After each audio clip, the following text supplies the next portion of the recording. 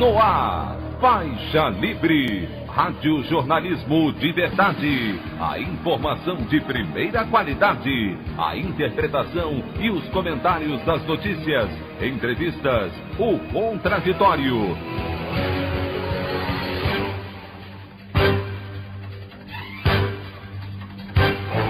Tudo para aproximar você cada vez mais da realidade do Brasil e do mundo.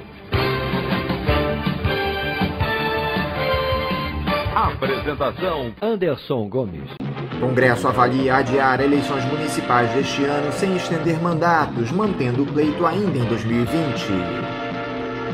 Ministro da Educação Abraham Weintraub anuncia enquete com inscritos no Enem para decidir sobre adiamento das provas. Brasil ultrapassa pela primeira vez a marca de 1.000 mortos em 24 horas pelo novo coronavírus e atinge quase 18.000 óbitos. Essas e outras notícias na edição desta quarta-feira, 20 de maio do ano de 2020 do programa Faixa Livre.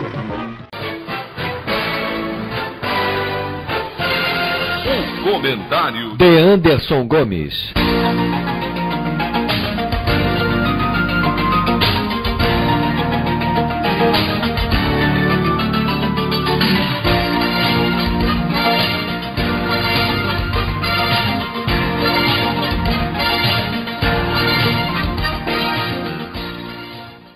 Bom dia, ouvintes.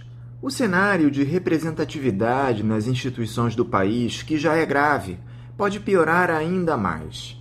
O Congresso Nacional deve começar a debater nos próximos dias a possibilidade de postergação das eleições municipais deste ano, mas sem que haja a extensão dos mandatos em vigor para 2021. Ou seja, ao que parece, a hipótese seria manter a data do pleito ainda em 2020. De toda forma, a medida requer uma proposta de emenda constitucional, já que a Carta Magna determina que, em ano eleitoral, a votação em primeiro turno deve ocorrer no primeiro domingo de outubro e o segundo turno no último fim de semana do mesmo mês. Em uma primeira análise, isso parece uma boa alternativa, já que os políticos eleitos 4 anos atrás, de fato, não teriam legitimidade para seguir nos cargos por mais um tempo.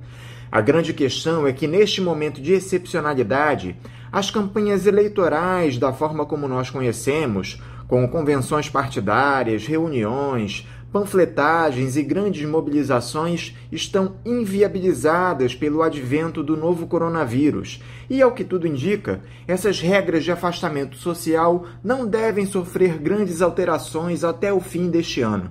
Ou seja, mais do que nunca, as redes sociais ganharão um protagonismo ainda maior no cenário eleitoral nacional. E, como todos nós sabemos, este é um espaço que a esquerda ainda não domina. Não por acaso temos essa tragédia chamada Jair Bolsonaro no Palácio do Planalto, eleito à base de disparos de notícias falsas em massa, financiados por empresários, em fraudes já reveladas pelos veículos de comunicação, mas que o Tribunal Superior Eleitoral se recusa a enxergar. A discussão a respeito da realização das eleições municipais é urgente e não deve envolver apenas os parlamentares. As cúpulas dos partidos devem ser chamadas para o debate, bem como comitês devem ser formados na sociedade civil para abordar o tema. A chamada festa da democracia do país, que já não é mais tão festiva assim, tampouco democrática, não pode ser atingida frontalmente, mais uma vez, pela ameaça dos robôs e das fake news. A opinião do Faixa Livre. Bandeirantes, 1360.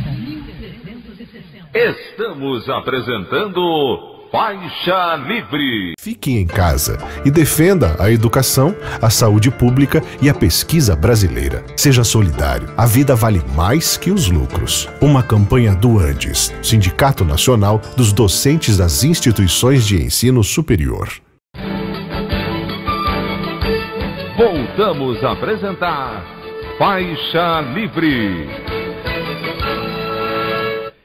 Estamos de volta, ouvintes, com o início da edição de hoje do programa Faixa Livre, que tem na sua produção a jornalista Celeste Sintra, auxiliada pela também jornalista Natália Moraes, tendo no comando do áudio o Francisco. Meu bom dia a todos. E meu bom dia também a você, que pode aqui participar nos enviando mensagens eletrônicas para o endereço ouvinte@programafaixalivre.com.br ou ainda registrando suas participações diretamente nas nossas redes sociais. No Facebook, nossa página é o Programa Faixa Livre. No Twitter e no Instagram, para deixar o seu recado, basta seguir os perfis @PGMFaixaLivre. Lembrando que as participações por telefone estão inviabilizadas, pois durante o período da pandemia do novo coronavírus, nosso programa está sendo gravado no dia anterior à sua veiculação. Pedimos desculpas aos nossos ouvintes que costumam interagir conosco desta forma, mas foi a maneira encontrada pela equipe do Faixa Livre para mantê-los informados sobre o que acontece no país e no mundo com essa nossa visão crítica e, ao mesmo tempo, preservando a saúde dos profissionais que levam o programa ao ar. O Faixa Livre pode ser acompanhado também pelo nosso aplicativo para celulares com sistema operacional Android. O nome do aplicativo é Programa Faixa Livre. Os ouvintes também têm acesso à transmissão pelo nosso site, o www.programafaixalivre.com.br, ou pela página da Associação de Engenheiros da Petrobras, a AEPET, uma das nossas entidades patrocinadoras, no www.aepet.org.br. Para quem perdeu alguma das edições ou quer ouvir novamente o Faixa Livre, os áudios das entrevistas e editoriais estão disponíveis no nosso podcast, nos aplicativos Spotify, Deezer e Castbox. E dando início às nossas entrevistas, eu cumprimento o sociólogo e diretor do Instituto Cultiva, Rudá Hit. Rudá Hit, bom dia! Bom dia a todos do Faixa Livre, os ouvintes, é um prazer estar aqui de novo. Muito obrigado, Rudá, por estar conosco novamente aqui no Faixa Livre. Rudá, quanto mais a crise do país aumenta, mais aparecem escândalos envolvendo Jair Bolsonaro e sua família. O último foi essa denúncia do empresário Paulo Marinho, ex-aliado do presidente e suplente de Flávio Bolsonaro no Senado, de que um policial federal havia anunciado para o filho do ex-capitão do Exército e então deputado estadual que a Operação Furna da Onça, aquela que evidenciou o escândalo das rachadinhas envolvendo Fabrício Queiroz no gabinete de Flávio na Alerj, seria deflagrada e foi postergada para depois do segundo turno das eleições de 2018 com o objetivo de não prejudicar a campanha de Bolsonaro para a presidência. Nem precisa procurar muito para toda a lama em que a família Bolsonaro está mergulhada aparecer, não é, Rudá?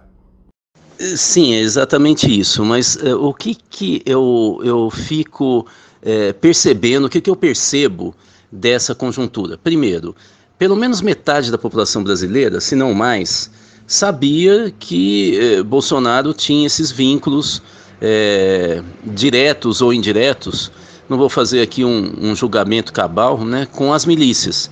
Sabia que ele utilizava de métodos heterodoxos de fazer campanha, como foram as fake news disparadas. Hoje nós sabemos de qual gabinete, de qual, inclusive de qual familiar de Bolsonaro que partia essa coordenação, né? A questão é, o que acontece com a sociedade brasileira, que ela tem um nível de tolerância em relação aos ataques à estabilidade, digamos, ao padrão de vida que a maioria da população deseja, não é? A uma cultura da paz. Eu estou dizendo isso porque muitas pesquisas revelam que, por exemplo, a maioria da população das favelas quer a ordem. Ela não e acredita em si, em Deus, é a grande maioria na paz e na família. Mas por que esses valores que envolvem, por exemplo, a população das favelas, não aparecem no dia a dia e não recriminam de maneira mais contundente essa situação que envolve o governo Bolsonaro e que vem criando tantos estragos, né? Eu acho que a questão sociológica que é posta nesse momento é: o que faz a nossa população ser tão dócil, ser tão tolerante, não agir de maneira a se contrapor de maneira coletiva para mudar os rumos das ações dos dirigentes nacionais, né? Que são dirigentes extremados, é isso que é importante falar. Eles não estão no centro, não são razoáveis, são extrema-direita. O que faz a população brasileira ser tão tolerante à extrema-direita no governo e se calar? Isso é que me preocupa. Esse Paulo Marinho é empresário, inclusive emprestou a sua casa para a instalação do comitê de campanha de Bolsonaro em 2018. Mas, como já dissemos, ele é suplente de Flávio Bolsonaro no Senado. Na sua opinião, Rudá, essa denúncia tardia do Paulo Marinho tem mais a intenção de estremecer o governo de um presidente que se mostra incapaz de tirar a economia do buraco e favorecer empresários como ele? Esse desejo é estritamente político para, quem sabe, assumir a vaga no Congresso em caso de uma cassação do Flávio Bolsonaro? Qual seria a motivação do Paulo Marinho para essa denúncia, Rudá? Bom, eu entendo que as duas questões se cruzam. Paulo Marinho, na verdade, é pré-candidato a prefeito no Rio de Janeiro, né?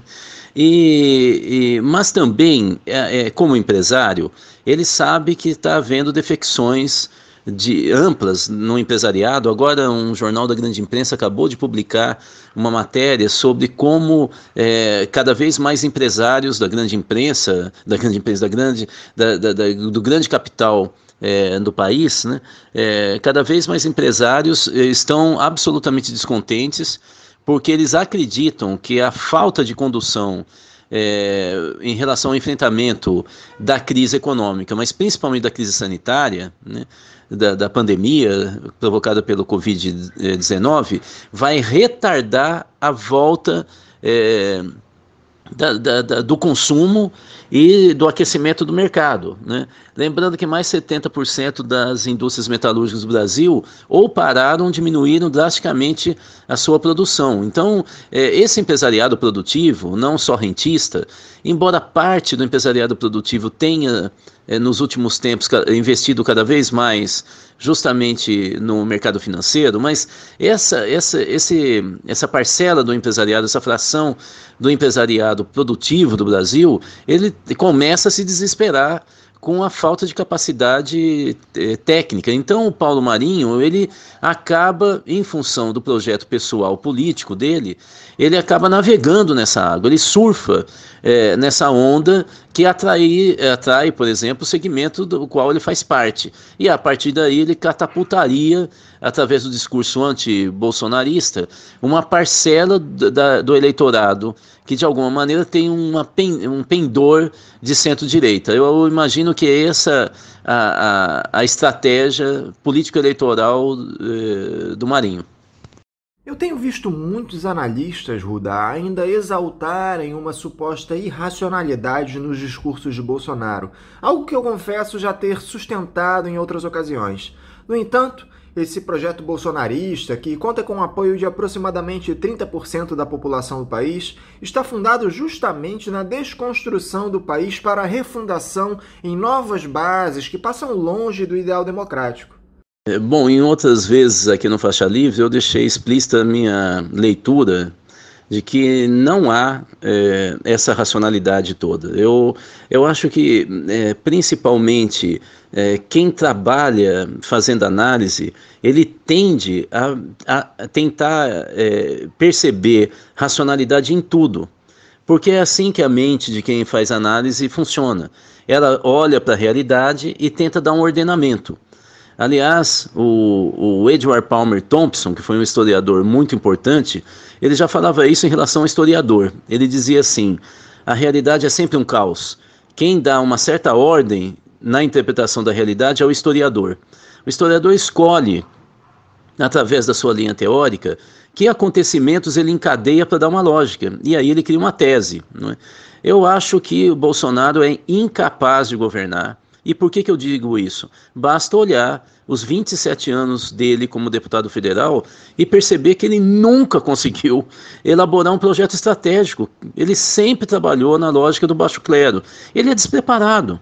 E aí, digamos, então ele está tentando criar o caos. Ótimo. E com esse caos ele colhe o quê? o que ele está colhendo, e aí eu gostaria de discordar de você. A maioria das pesquisas não indica que ele esteja no patamar de 30%, ele já caiu. Nós temos uma sequência de pesquisas, XP, Poder 360, Atlas Brasileiro, Atlas Político, desculpe, que vem indicando que ele já está abaixo de 28%. No caso do Atlas Político, ele já vinha indicando isso consistentemente nas últimas 3 pesquisas. A série histórica do Atlas Político revela que o Bolsonaro caiu de 28% para agora 21%. Então, assim, e nós temos várias pesquisas em redes sociais que corroboram. É lógico que rede social tem uma lógica diferente de uma opinião de massa não vinculada à linguagem das redes sociais, mas elas indicam a mesma queda. No caso das redes sociais é maior. A queda é indicada de 50% da audiência das postagens bolsonaristas. Então, é importante a gente entender que ele vem sofrendo uma queda considerável de apoio, não é? Ou seja, acho importante a gente entender que ele vive uma situação de desagregação e ele tenta criar factoides para primeiro mobilizar o núcleo que ainda o apoia e tentar estancar a sangria, e de outro tentar sair das cordas. Mas o fato é que o governo já faz água. No outro campo, tanto é verdade, se ele tivesse tão forte e tivesse um projeto tão elaborado para o caos, ele não procuraria o Centrão.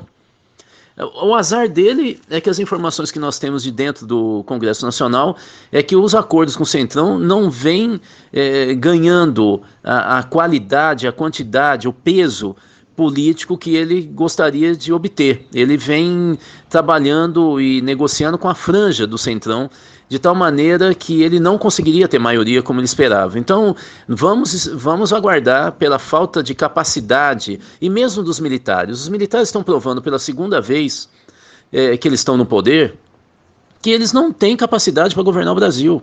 Eles são bons no que eles são treinados e formados. Fora dessa área profissional, é evidente que eles não sabem governar, não sabem o que fazer com saúde, não sabem o que fazer com educação, não sabem como coordenar os ministros civis, não tem ideia de como pensar o país da dimensão do Brasil, e ainda por cima com uma diversidade cultural, social, territorial. Eles perderam a noção do Brasil, infelizmente. E isso faz com que a gente pense também a formação deles, né, de agulhas negras. Quer dizer, é uma formação que me parece anacrônica. Eu não estou dizendo do ponto de vista da formação militar, mas da leitura estratégica do Brasil. Eles perderam o pé da realidade, fica bem evidente isso. Para afiançar esse projeto, Rudá, o Bolsonaro traiu até mesmo seu discurso de campanha e se aliou àquele setor da política do qual ele sempre fez parte, mas vivia negando, que é o baixo clero. O último aceno do presidente para o Centrão foi a nomeação de Garigan Amarante Pinto, indicado do PL, partido de Valdemar da Costa Neto, para a Diretoria de Ações Educacionais do Fundo Nacional de Desenvolvimento da Educação, o FNDE. O fisiologismo não abandona o Bolsonaro em momento algum, né, Rudá?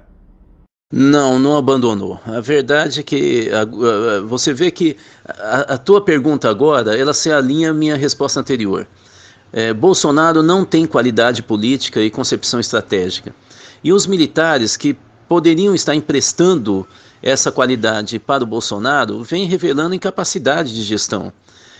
Tanto da unidade do governo, ele não consegue estancar as demissões em sequência, o mal-estar internacional e que as falas de alguns ministros vêm provocando em relação ao país no momento que nós precisaríamos criar alianças, né, estratégicas, por exemplo, com a China, com a Alemanha, exatamente aí, produtores, né, de equipamentos de segurança, respiradores e tal. É nesse momento que se cria maior tensão com esses países, né? E os militares não conseguem lidar com isso. Inclusive o artigo recente do general Mourão dá a entender em algumas passagens que há um incômodo dos militares em relação a esse desgoverno, né? Há uma grande lacuna na gestão nacional, por exemplo, da área de saúde, junto aos prefeitos, governadores. O governo é ausente. não é? E é por isso, e essa lógica é a lógica do baixo clero, né? E é por isso que no momento de tanta dispersão, desorganização e crítica, o Bolsonaro volta para o seu ninho, né? Ele sabe o que o baixo clero pede, principalmente em ano eleitoral, né? E principalmente em ano de eleição municipal. E é esse o caminho que ele deve seguir. É um caminho, ou seja, de uma certa maneira ele começa a se mostrar de corpo e alma, né? Esse é o Bolsonaro que não tem mais fake news que o segure, né? Que o reviste, né? Que mostre uma outra vestimenta que não a que ele realmente usa, né?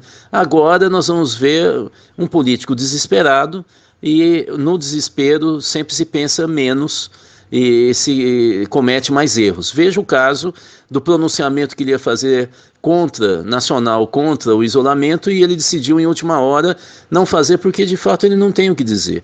E o que ele poderia dizer poderia abrir inclusive várias outras ações e uma atuação mais contundente do STF, inclusive. Ele resolveu deixar de fazer isso e atender os 50 gatos pigados que no domingo tiveram lá para fazer campanha pelo apocalipse, não é? Além de tudo que já tratamos, Rudá, essa denúncia do Paulo Marinho evidencia mais uma vez o grau de proximidade da família Bolsonaro com essas verdadeiras milícias que estão entranhadas nas forças policiais do Brasil. Não é de hoje que Jair Bolsonaro tenta impor um estado policial no nosso país e agora conta com o auxílio luxuoso de frações das Forças Armadas que voltaram ao poder nos braços do bolsonarismo. Eu acho que essa situação em que o Bolsonaro, pouco a pouco, desliza para dar mais cargos a militares na gestão do seu governo, tem a ver, na verdade, com duas questões. A primeira é a falta da capacidade pessoal, e agora ficou claro para ele, da sua família, em criar uma gestão política e construir governança capaz de dar respostas aos dilemas do país. Veja, nós estamos falando muito do Covid-19, mas é bom a gente lembrar que a gente já estava em crise antes do início da quarentena, que leva então a essa queda de produção e de venda, né, de produtos, de comércio brasileiro. Nós tínhamos a crise do petróleo, que já estava arrebentando o valor das ações da Petrobras. Ou seja, na medida que a guerra Rússia e texanos, né, obviamente dos Estados Unidos, pelo controle do mercado, principalmente do mercado europeu, mas não só, que consome gás e petróleo, né, desses dois centros, lembrando que a Rússia não está na OPEP, mas está na OPEP+, ele lidera o segundo escalão da OPEP, vamos dizer assim, mas mesmo assim tem uma capacidade política e é um produtor importante de gás e de petróleo naquela região, vamos dizer assim, que um dia se chamou Eurásia, né? Mas o fato é que essa briga gerou uma situação insuportável para a Arábia Saudita, que vive um momento de crise econômica em função de uma gestão completamente perdulária e maluca, né, do sheik que governa aquele país. E o fato é que, ou seja, vocês estão vendo que nós não somos o único país que tem um gestor maluco, né? Mas voltando, né, a Arábia Saudita, que queria reduzir a produção de petróleo no mundo e foi cerceada pela Rússia num jogo de xadrez, porque na verdade a Rússia obrigava a Arábia Saudita a fazer o que ela fez para poder despencar o valor do petróleo, principalmente atingindo os texanos, que já estavam em dívida também. Só lembrando, os produtores dessa matriz energética ligada ao petróleo e gás da Rússia acusavam o tempo inteiro os texanos de praticarem dumping para entrar no mercado, no mercado próprio da Rússia de venda desses produtos, né? Ou seja, havia uma disputa comercial antiética por parte dos texanos, era essa a acusação, e esse setor exigia do Putin uma medida mais drástica para conter isso, e ele fez essa movimentação impedindo que a OPEP e a OPEP+, adotasse a diminuição de produção de barril de petróleo dia. E com isso, com a crise econômica da Arábia Saudita, ela acabou aumentando a venda e a produção. Inclusive dizem que usando reservas de petróleo deles próprios para poder vender na alta, porque ele sabia que esse movimento iria fazer despencar o valor do petróleo. E aí, despencando, você imagina que na época do Lula era mais de $100 o barril, e caiu para menos de $20, né? E afetou duramente os texanos e o mundo todo, o produtor, a não ser os países que estavam criando reservas e aumentando a produção para aguentar essa possibilidade, caso da Rússia, que é quem elaborou essa estratégia, né? E a partir daí afetou todo o mercado de petróleo, né? Porque quem tinha feito compra futura do petróleo, por exemplo, da Arábia Saudita, com a inundação de petróleo no mundo, um preço muito baixo, essas pessoas que compravam petróleo decidiram devolver a compra, né? Não querer, porque não tem nenhum de reservar o petróleo no seu país, né? Não querer efetivar essa compra. E aí a situação foi tão grande que afetou as ações, o valor da Petrobras. Afetar a Petrobras não é qualquer coisa, porque isso significa, só para ter uma ideia, que o setor, todo o setor da matriz energética ao redor da Petrobras, ela corresponde a 10% do PIB brasileiro. E cada R$1 que a Petrobras investe, ela gera R$1,90 na economia brasileira, para você ter uma ideia da cadeia, né, de produtos que estão relacionados ao petróleo, né, e à Petrobras. Então é importante entender que a gente já estava na crise e o governo não tinha habilidade nenhuma para responder essa crise técnica. Eu acho que é aí que o Bolsonaro se apoia nos militares. Primeiro, porque ele esperava que eles dessem uma resposta. Mas segundo, talvez essa seja a principal questão, é que os militares, eles seguem uma linha justa, né? Eles seguem aquela ordem unida. E é isso que ele não percebe, que ele consegue segurar com ministros civis. Os ministros civis falam com a imprensa, eles têm as brigas, acabam vazando, há jogos políticos internos junto às bancadas. E os militares até agora, eles não têm bancada exatamente no Congresso. Então eles agem de maneira uníssona, né? E eu acho que é isso que o Bolsonaro tenta garantir, tapando vários buracos no navio que ele achava que ele conseguiria manejar. Agora, Rudá, você observa interesse das instituições como o Congresso e o Supremo Tribunal Federal em evitar a imposição desse Estado policial no Brasil? Me parece que é uma espécie de amedrontamento misturado com anuência dos poderes legislativo e judiciário.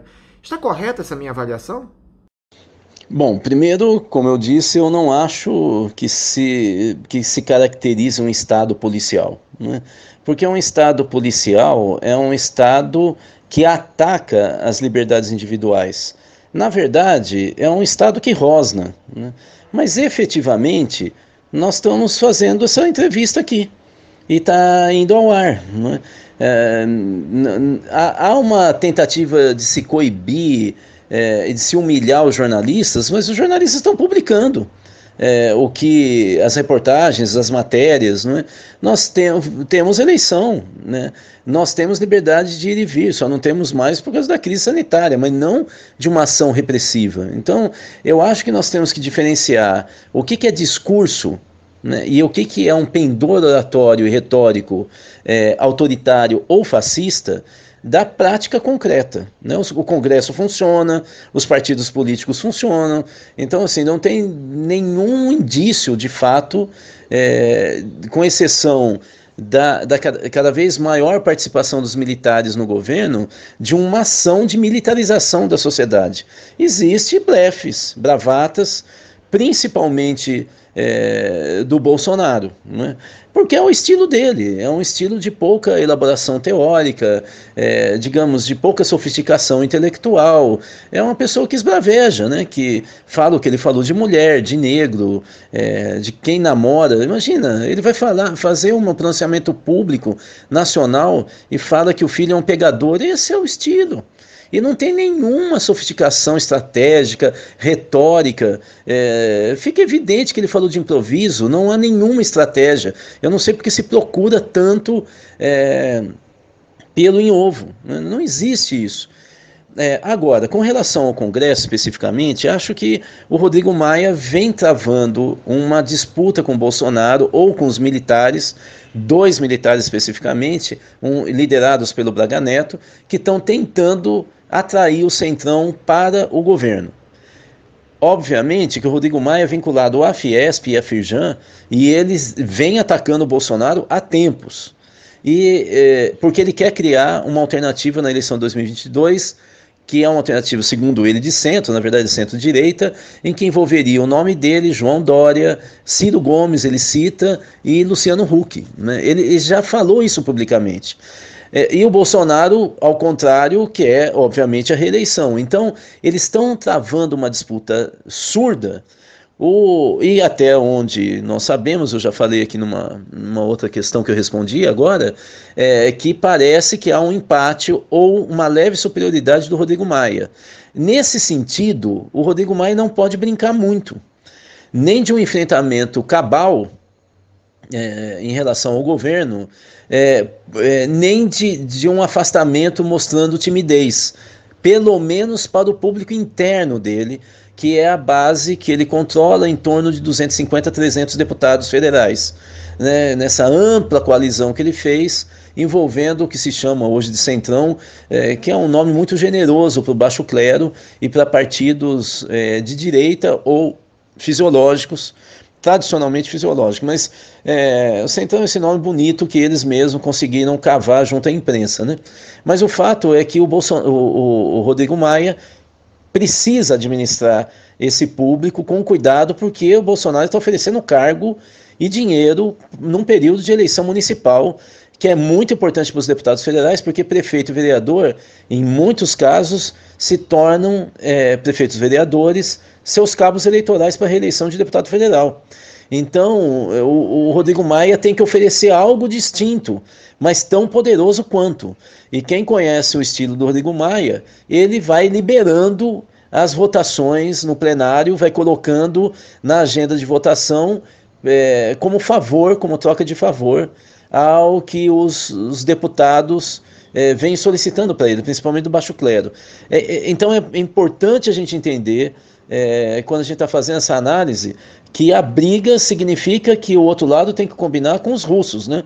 Não é só uma ação linear, tanto do Bolsonaro quanto do Rodrigo Maia, né? Agora, se as instituições não demonstram reação diante desse cenário de recrudescimento dos discursos e posturas autoritárias do presidente, a oposição segue se fiando nas próximas eleições presidenciais. Os partidos de esquerda estão cada vez mais distantes, são incapazes de construir um projeto de país e mergulham em uma disputa de egos que deixa de lado a urgente luta pela democracia. Eu tenho dito ultimamente aqui no programa, Rudá, que se as legendas progressistas não se concentrarem em 2020, é muito provável que 2022 sequer aconteça. Bom, você veja que as críticas que foram feitas ao lulismo começam a ganhar sentido. E aquela narrativa vinculando 2013 a 2015, 16, 17, 18, começa também a cair por terra. Por quê?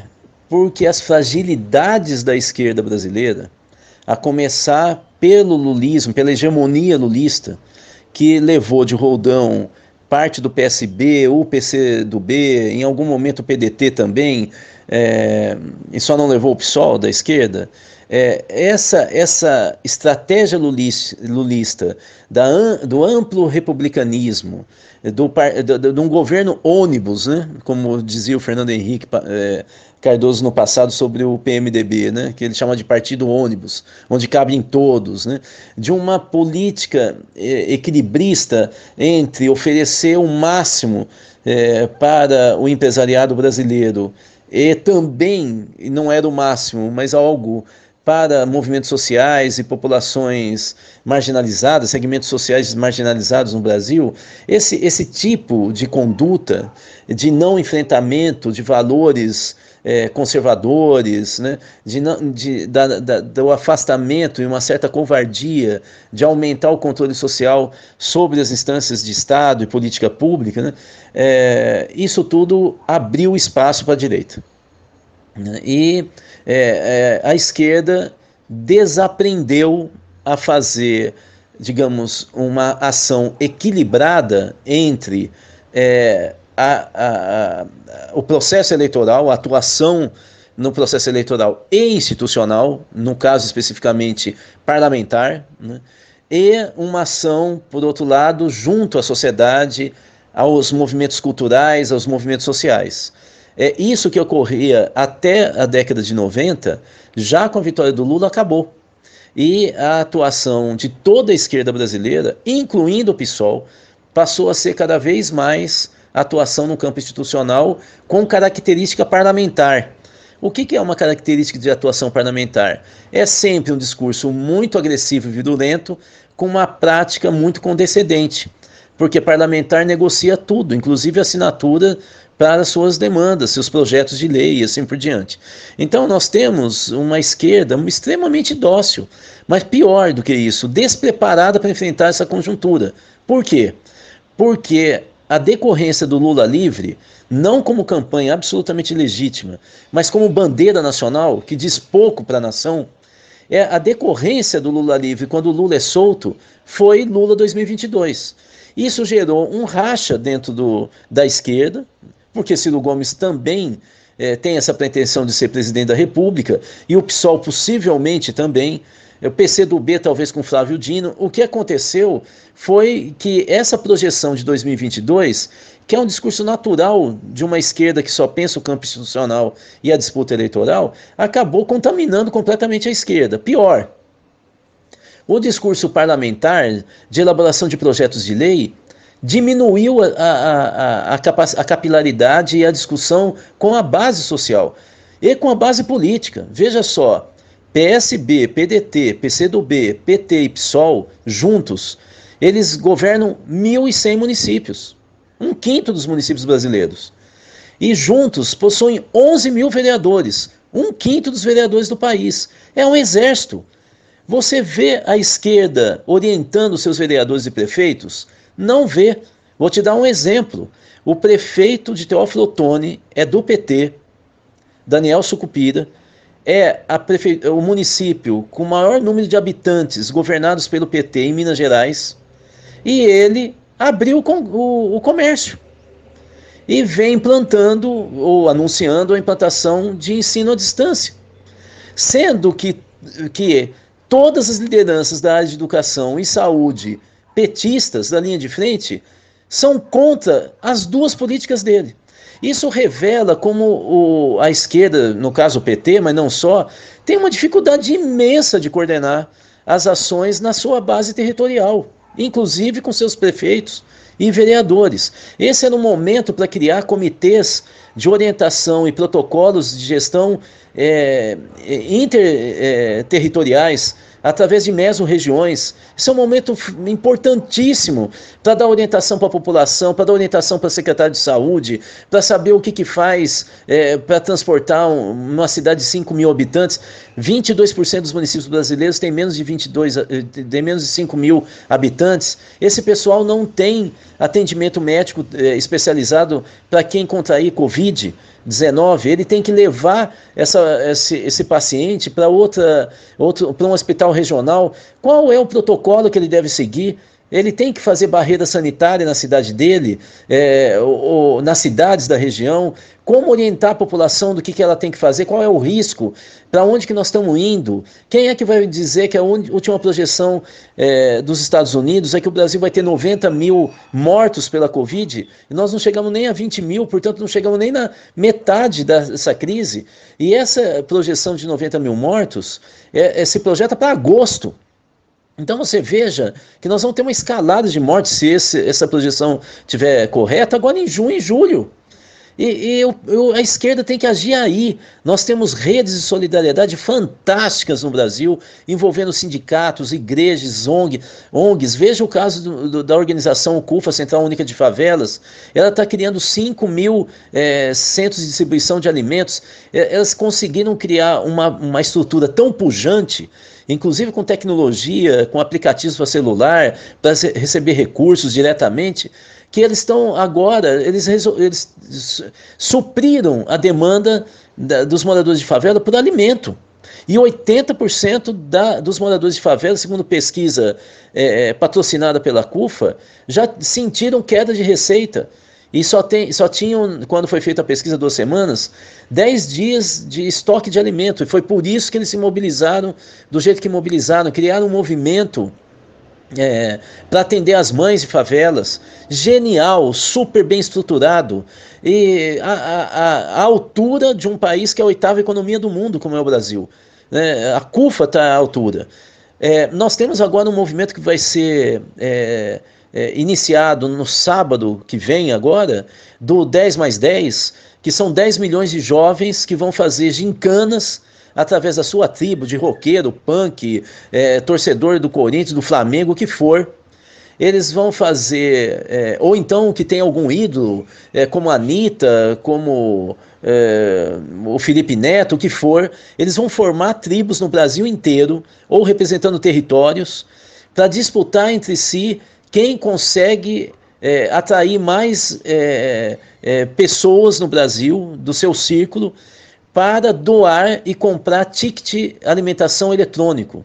Esse 10+10 é uma atuação importantíssima, envolvendo várias favelas, movimentos jovens, nerds, inclusive coordenadores daquele dia do orgulho nerd.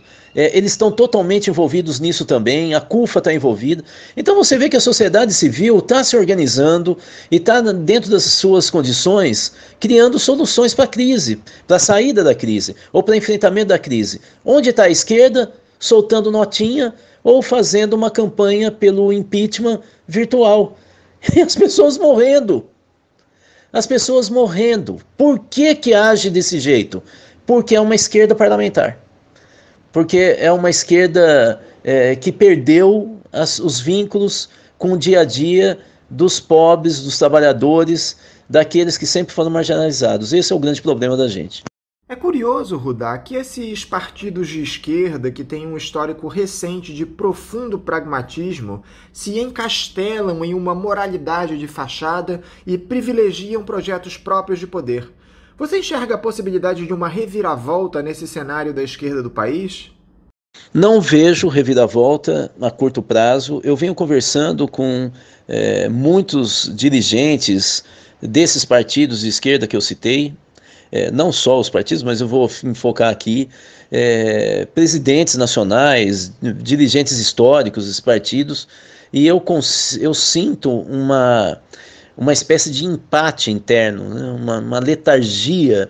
Eles podem até concordar qual é a agenda, né, desse momento, que é uma agenda da solidariedade de base para salvar as pessoas, é uma agenda de articulação no nível territorial de prefeitos, vereadores e lideranças, e é uma agenda de debate das soluções de ação estatal, para que a gente projete esse momento, a saída nesse momento e o day after, como é o caso das discussões sobre emissão de moeda, recuperação da sonegação de impostos de rico empresário, que somam 13% do PIB. Isso é dado do Banco Mundial. Nós somos o 2º país em sonegação de impostos de empresários e ricos, né? O primeiro é a Rússia. É dado do Banco Mundial. Se nós vamos aumentar ou taxar as grandes fortunas por exemplo, há muitas propostas, mas é preciso ter uma coordenação. Né? É uma coordenação. A ideia do impeachment também é uma frente importante, mas isso aí visa 2022 ou a eleição, não visa uma solução imediata. É preciso que uma pessoa, um indígena, fale, bom, tá bom, a gente derrubou o Bolsonaro e vocês estão propondo o quê no lugar? E aí não se fala. Não se fala, porque não se tem acordo. Não é? E você, eu acho que deu a resposta. Um dos problemas disso, além do que eu já disse, que é uma cultura parlamentar da esquerda brasileira, e pouco vínculo com o cotidiano dos trabalhadores, dos pobres, né, de quem a esquerda deveria atender e está se relacionando e organizando, né, eu acho que esse problema do moralismo. Né, uma coisa é você discutir moral, valores da sociedade, outra coisa é ser moralista, é você tentar impor uma leitura da sociedade a partir de alguns valores que pretensamente a sociedade encampa. Né? Ou seja, é uma imposição externa, exógena à vida real da sociedade. E você tenta impor. O projeto político da esquerda, ele é um projeto ético, não é um projeto moralista. Mas acontece que a esquerda parlamentar brasileira caiu nessa armadilha. Caiu porque, sendo eleitoreira, como eu disse, ela precisa atrair eleitor. E se há um bombardeio na imprensa junto ao eleitor sobre os erros imorais de parte da esquerda, toda a esquerda, como só se foca nas eleições, ao invés de ir para o embate ético desse debate moralista, cede a ele, porque ele só olha para o curto prazo.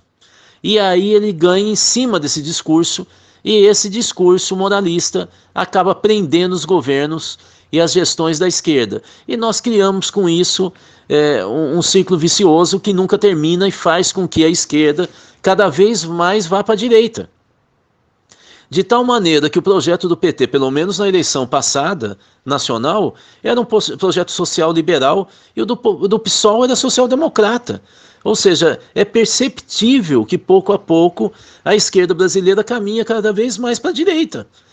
Não se tornando direita, mas pelo menos muito próximo do centro no espectro político ideológico do país. É triste ver isso, né? Porque para a democracia existir, é preciso ter a esquerda forte, consolidada e com projeto nacional. Né?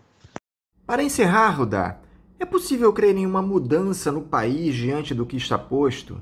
Há algum movimento possível que possa alterar a correlação de forças no país para os próximos anos? Ou você acredita no aprofundamento desses discursos fascistizantes? Bom, o que eu vejo nesse momento... Bom, em primeiro lugar é o seguinte. Num momento de crise, de fome, de medo, de morte, né, de desemprego, vamos lembrar, a projeção é que em agosto nós chegaremos a 90 mil mortes no Brasil. Esse é o dado... do projetado pelos Estados Unidos, eu não me lembro agora da universidade, que vem utilizando aquele modelo de projeção que a Inglaterra utilizou. Ele projeta 90 mil mortes no Brasil em agosto, pelo Covid. A projeção que a JP Morgan fez agora, uma semana, é que nós vamos ter uma queda de 7% do PIB. Até agora, a maioria dos analistas vinham projetando 5,4%, 5,5% de queda do PIB brasileiro nesse ano. A JP Morgan projetou 7%. E também projetou 20 milhões de desempregados. O último estudo, né, a última pesquisa feita pelo IBGE, divulgada semana passada, indicava que nós estávamos com 12 milhões de desempregados. A projeção é que nós chegaremos em outubro, novembro com 20 milhões. Vai ser o pior Natal da história da República Brasileira, né? Mas o que eu quero dizer com isso?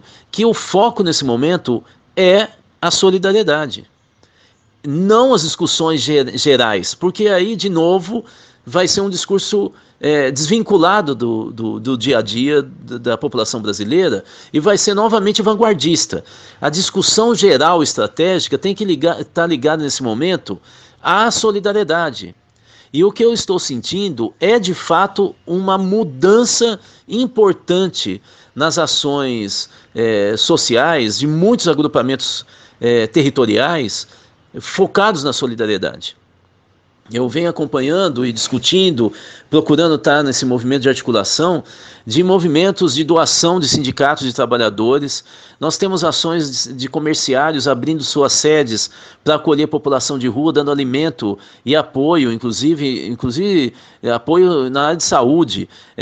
Situações como os metalúrgicos e químicos e professores universitários, doando dinheiro para ONGs produzirem máscaras. Vou dar só um caso aqui nesse aspecto. 50 professores da Universidade Federal do Rio Grande do Norte juntaram entre si 20 mil reais e compraram 20 mil máscaras produzidas por ONGs no interior do Rio Grande do Norte.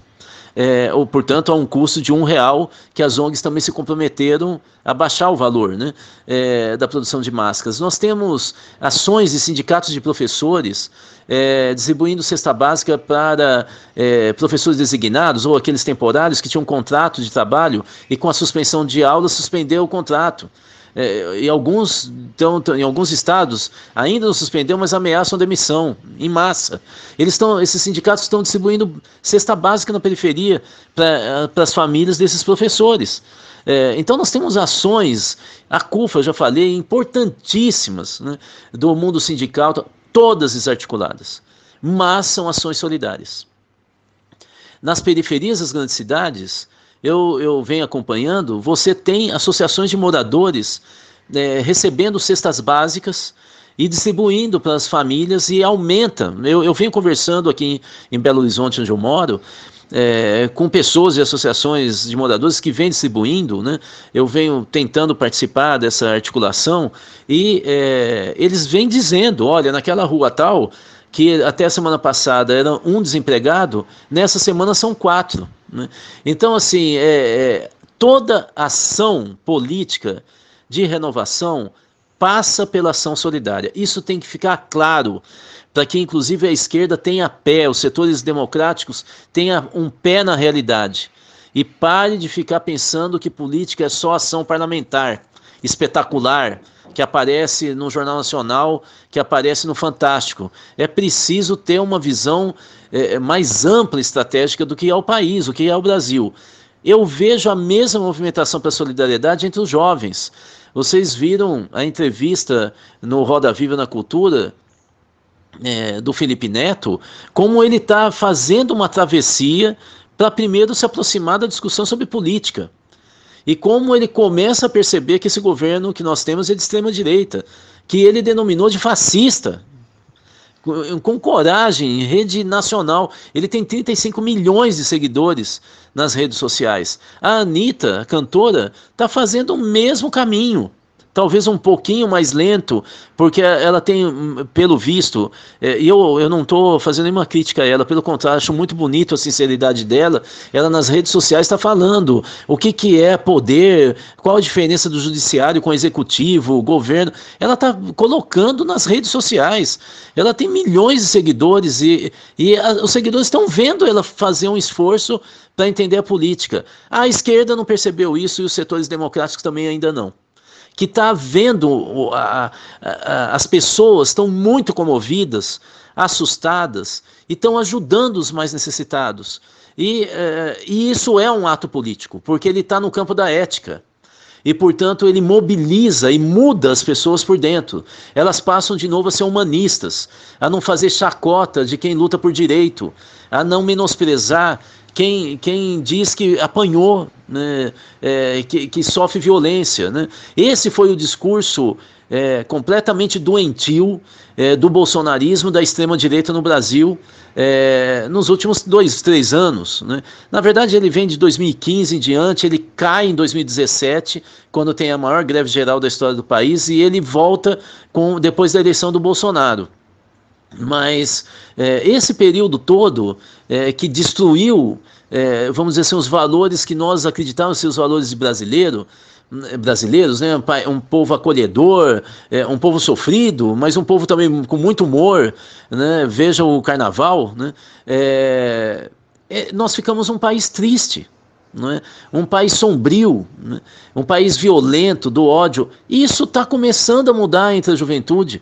Eu citei aqui esse movimento 10+10, né?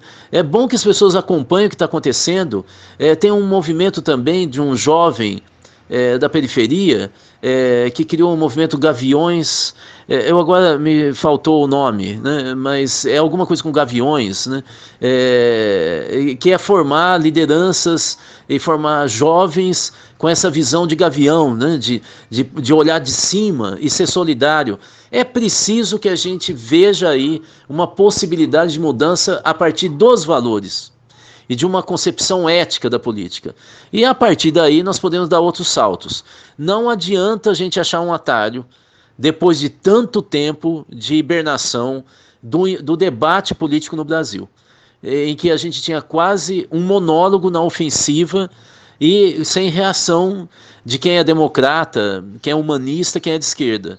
Nós vamos ter que construir essa picada de novo, espero que aceleradamente, mas vai ter que começar de novo, do zero, tudo que a gente acumulou nos anos 80 e parte dos 90, nós vamos ter que reconstruir agora. Mas felizmente, se a esquerda está falhando, os jovens e essas experiências da periferia e dos trabalhadores, da solidariedade dos trabalhadores, ela vem substituindo os partidos e a esquerda. É hora da gente estar aliado a esse pessoal e a gente dar força para eles e valorizar essa nova caminhada que é muito importante.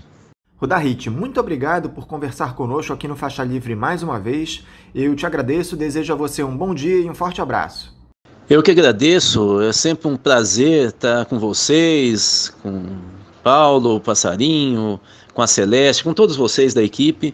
E você sabe que toda vez que eu dou entrevista para vocês, a repercussão é muito grande. Eu recebo mensagens no WhatsApp, no Facebook, alguns não concordando totalmente, mas felizmente eu espero não ter errado o alvo nessa entrevista, mas felizmente a maioria tentando aprofundar o que eu tinha dito, um diálogo para mim. Então é muito importante estar aqui com vocês do Faixa Livre e podem contar com a minha participação quando vocês desejarem. Uma boa semana a todos e que o bolsonarismo define como vem definhando cada dia mais, né? E que a gente resolva principalmente o mais aceleradamente possível essa crise sanitária e econômica que é avassaladora e que mais uma vez sacrifica os mais pobres, os trabalhadores e aqueles que mais contribuem para a arrecadação. 70% dos impostos brasileiros vem de quem ganha até 2 salários mínimos, né? Não são os ricos que contribuem com o recurso público. Por isso que os ricos têm que ficar quietos. Esse dinheiro é de pobre e é isso que a gente tem que deixar claro para todos os brasileiros e principalmente os jovens que estão agora acordando a política. Uma boa semana para todos nós. Conversamos aqui com o sociólogo e diretor do Instituto Cultiva, Rudahit. Vamos agora ao nosso primeiro intervalo. Voltaremos daqui a pouquinho. Fique em casa e defenda a educação, a saúde pública e a pesquisa brasileira. Seja solidário. A vida vale mais que os lucros. Uma campanha do Andes, Sindicato Nacional dos Docentes das Instituições de Ensino Superior. Voltamos a apresentar Faixa Livre. Nós já estamos de volta, ouvintes, e agora eu cumprimento o diretor da Associação de Engenheiros da Petrobras, Fernando Siqueira. Fernando Siqueira, bom dia. Bom dia, Anderson, bom dia, ouvinte. Fernando, muito obrigado por mais uma vez estar conosco aqui no programa Faixa Livre. E antes de começarmos a nossa entrevista, eu fui informado aqui pela nossa equipe que você está aniversariando hoje, não é isso? Pois é, fazendo 79 anos. Fernando, eu e toda a equipe do Faixa Livre te desejamos muitas felicidades, muitos anos de vida. Te agradecemos por todos os serviços prestados pelo país e pela Petrobras. Fernando, mais uma vez, parabéns. Eu que agradeço. Um abraço para todos vocês.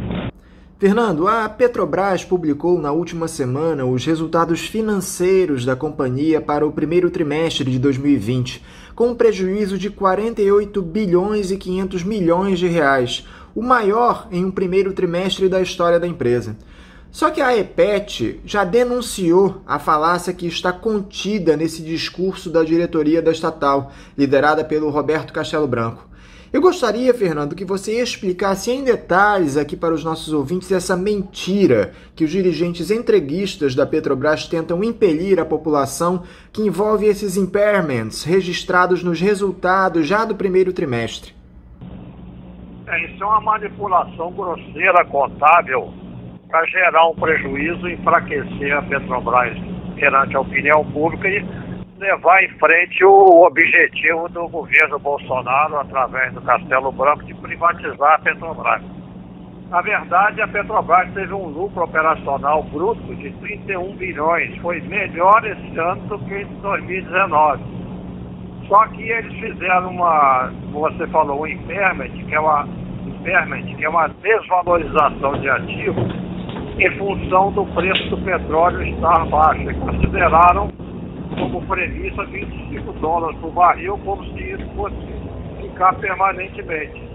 Para você ter uma ideia dessa manipulação, a Exxon, a Shell e a Equinor fizeram uma desvalorização em face do fato de que existe muito estoque do petróleo em função do baixo consumo, então vai haver um tempo que esse petróleo vai levar para recuperar o preço internacional. Então, a Exxon desvalorizou 615 milhões de dólares, a Shell 749 e a Equinor 800. A Petrobras desvalorizou 13,1 bilhões de dólares, ou 65,5 bilhões de reais. É uma desvalorização falaciosa, não vai ocorrer na prática, e, portanto, isso é uma manipulação grosseira para justificar a privatização da companhia, alegar que ela está em más condições, justificar a venda de ativos, a venda de refinarias, que a crise do coronavírus explicitou o erro grosseiro de planejamento estratégico da Petrobras, ou seja, todas as empresas de petróleo têm os 4 segmentos: exploração, produção, refino, distribuição e petroquímica. Quando um baixa, os outros compensam. Então, agora que o preço do petróleo caiu drasticamente, os outros ativos, os outros segmentos mantêm o lucro da companhia, refino, transporte, etc. Então, eles estão vendendo ativos. Se vender refinaria, aí a Petrobras fica em maus lençóis. Você fica com todos os ovos numa única cesta. É só exploração e produção. Mas não é de se estranhar esse discurso falacioso da gestão da Petrobras, Fernando. No ano passado, já houve o anúncio de um suposto lucro da estatal na casa dos 40 bilhões de reais. Eles só não disseram que esses ganhos foram obtidos por conta da venda de ativos e não pelo desempenho da companhia. Essa é uma trama muito bem articulada, não é, Fernando? Com certeza. O ano passado, eles alegaram um lucro de 40 bilhões, se jactaram, se promoveram como uma boa administração, e, na verdade, 37 bilhões vieram de vendas de ativos e vendas criminosas de ativos. Então, venderam ativos que rendem permanentemente lucro para a Petrobras, como, por exemplo, a rede de dutos, que dá mais de 10 bilhões de lucro por ano, qualquer que seja o preço do petróleo. Venderam a BR, a distribuidora, enfim, venderam vários ativos que geram lucro para a Petrobras criminosamente por preços subfaturados. Fernando, eu gostaria que você falasse agora a respeito do impacto real dessa crise provocada pelo novo coronavírus, que atingiu diretamente o petróleo, e da disputa no âmbito da OPEP entre a Arábia Saudita e a Rússia nos ganhos da Petrobras. De que forma esses dois fatores afetaram os números da empresa? Olha, isso daí é um impacto temporário, porque você tem uma demanda mundial crescente e as reservas não estão crescendo no mesmo ritmo. Então a tendência é o preço do petróleo voltar ao patamar aí de 70, 80 dólares. Então isso é um prejuízo temporário e que para a Petrobras não afetou, porque ela teve lucro no primeiro trimestre desse ano. Então, digamos assim, uns 2, 3 meses de impacto que ocorrem serão depois recuperados, uma vez que o consumo retoma seu ritmo normal na hora que passar a crise. Então esse prejuízo temporário não jamais iria impactar de uma forma tão drástica como impactou aí nessa manipulação contábil. O Felipe Coutinho, presidente da EPET, disse em uma entrevista no mês passado ao site Brasil 247 que a privatização da Petrobras seria o pior dos cenários de corrupção envolvendo a empresa. É muito evidente, Fernando, que o capital estrangeiro e os interesses privados orbitam a Petrobras ao longo de sua história, mas as diferentes diretorias da companhia, pelo menos até a gestão do Aldemir Bendini, de uma forma ou de outra defenderam a autonomia e a necessidade de se manter o caráter estatal da empresa, preservando essa que é seguramente uma das maiores riquezas desse país. O que você acha que levou a essa guinada nos planos da Petrobras, Fernando? Porque também é inegável que o neoliberalismo sempre fez parte do ideário dos governos desse país, inclusive nas administrações de Lula. Nós nunca tivemos uma gestão genuinamente progressista no Brasil. Você acha que a descoberta do pré-sal foi o ponto de partida para a ampliação dessa sanha entreguista que atingiu a Petrobras? Bom, no início da década de 2000, Pedro Parente, no governo Fernando Henrique, tentou privatizar a Petrobras. Chegou até mudar o nome para Petrobrax. No governo Lula, o Lula fez uma gestão razoavelmente nacionalista ao criar a Lei 12.351, a lei de partilha que recupera a propriedade do petróleo para a União. Então, quando no governo Temer o Pedro Parente reassumiu, ele tentou de novo dar continuidade no processo de desnacionalização da companhia. Vendeu ativos por preços subfaturados que nós calculamos um prejuízo de 200 bilhões de reais para a Petrobras pelos ativos vendidos. E o prejuízo continua quando esses ativos são geradores operacionais de caixa que a Petrobras deixou de ter. Então, o que o Castelo Branco está fazendo é dar continuidade a essa intenção de privatizar. E como você disse, o pré-sal aumentou a cobiça internacional, porque o pré-sal tem uma reserva de mais de 100 bilhões de barris de petróleo. Então, todo esse aparato de desnacionalizar a Petrobras visa entregar o pré-sal para a empresa estrangeira em detrimento da nação brasileira. Só para complementar a primeira pergunta, essa desvalorização de ativos gerou um prejuízo para a Petrobras e para a nação, porque a Petrobras deixa de pagar imposto de renda e contribuição sobre o lucro líquido. Isso é uma manipulação ilegal. É só negação de imposto. Você crê, Fernando, que essa crise mundial possa acelerar os planos de privatização da Petrobras pelo governo federal?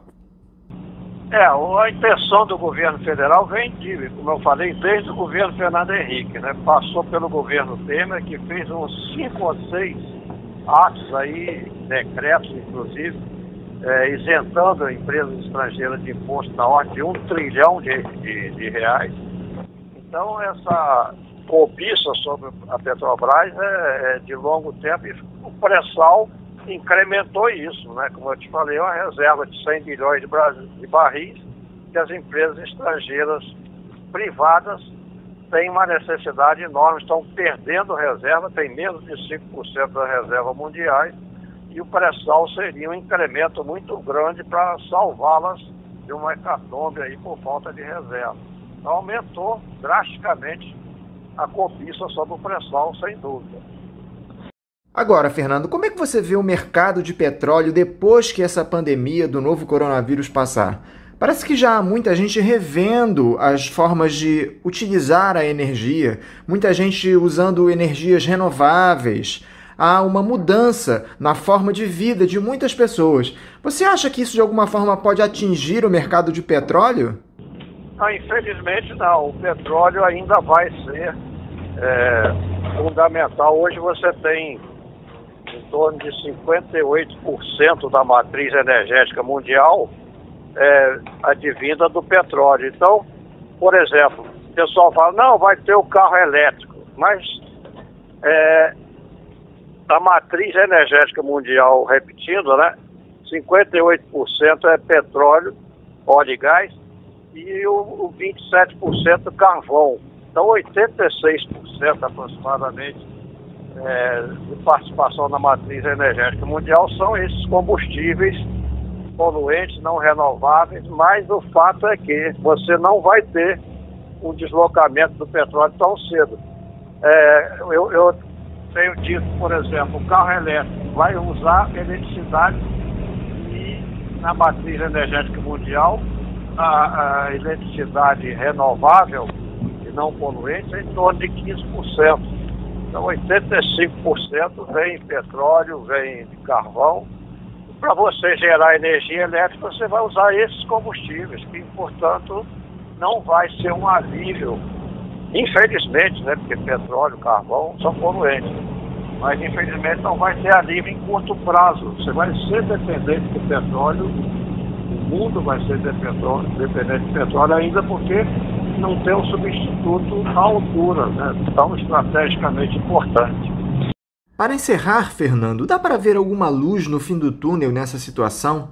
Você enxerga coesão nas forças de esquerda desse país para defenderem uma Petrobras sob o controle do Estado brasileiro?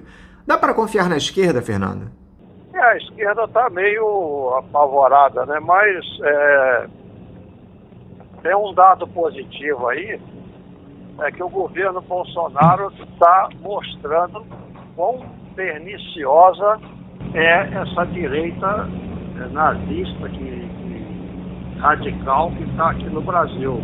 Ele está fazendo tudo que contrário do que pregou, né? Está usando agora a velha política, está tendo aí sua família sendo denunciada com forma assim, patente, né? De relação com milícia, com vários atitudes aí criminosas. Então, está desmoralizando a direita. A esquerda está um pouco perplexa, né? Tá meio... o problema da esquerda é que não se une. Cada um quer defender o seu lado e esquece o problema da nação como um todo. Então, esse é o problema que a esquerda tem. Como você dizia, o Nelson Rodrigues, a esquerda só se une na cadeia, né? De forma que, infelizmente, as pessoas não se conscientizaram ainda que o Brasil está sendo altamente ameaçado. Estão desmatando a Amazônia, estão querendo vender a Petrobras, entregar a Petrobras, ou seja, desmontar o país em favor de quem? Em favor dos Estados Unidos e da China, que são dois estados imperialistas que querem nos manter como colônia e sugar a nossa matéria-prima.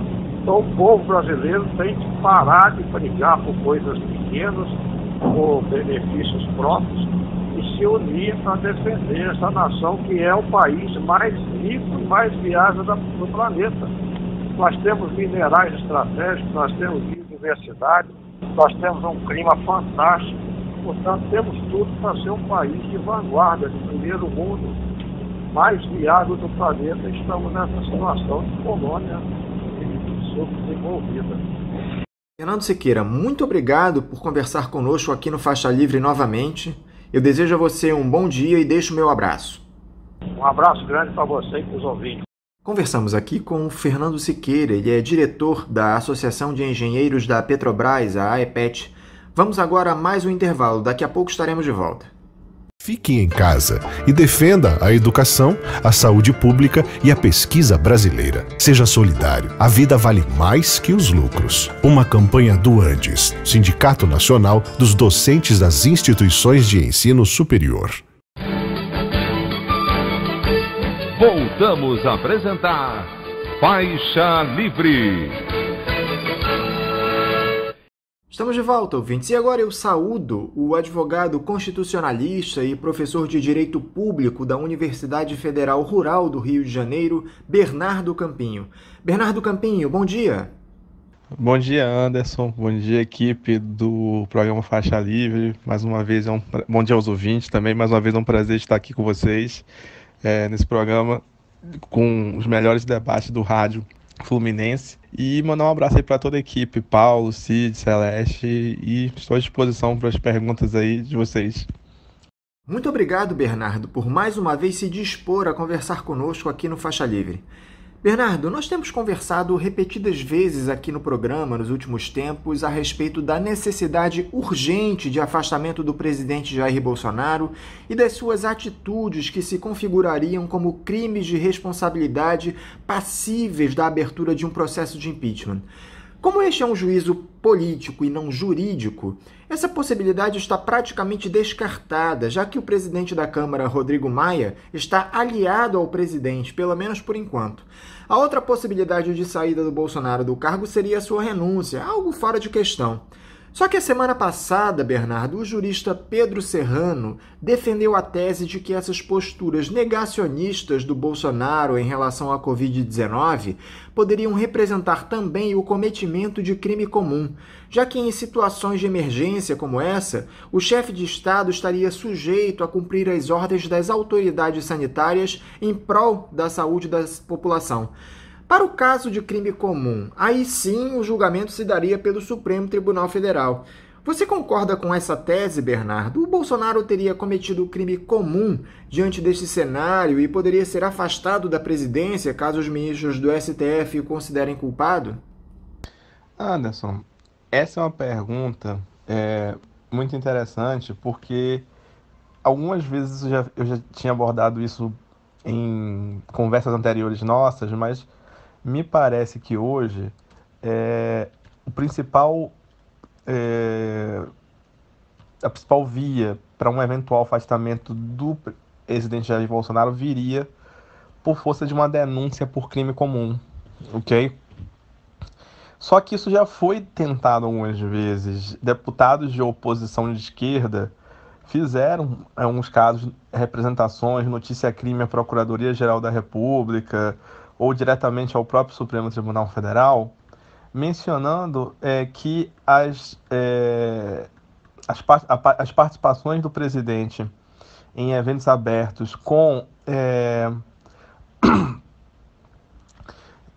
no caso, governo do Distrito Federal, com restrição de locomoção, isolamento, quarentena em razão do Covid-19, e o incentivo e a participação dele nessas ocasiões representaria uma violação do artigo 268 do Código Penal, que fala em infringir determinação do poder público destinada a impedir introdução ou propagação de doença contagiosa, ok?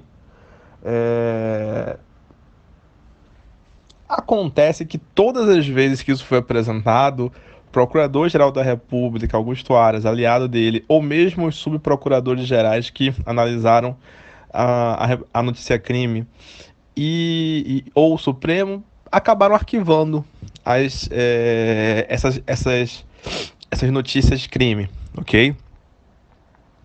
Então, a solução, mesmo no crime comum, ela continua sendo política, porque tem que haver a denúncia por um alto funcionário do Ministério Público nomeado politicamente, e aí sim, a única coisa que o processo por crime comum faz é contornar o escrutínio do presidente da Câmara e levar a questão diretamente ao conhecimento do plenário. Aí temos outro problema, porque o presidente está em negociações extensas com o Centrão para garantir uma certa governabilidade.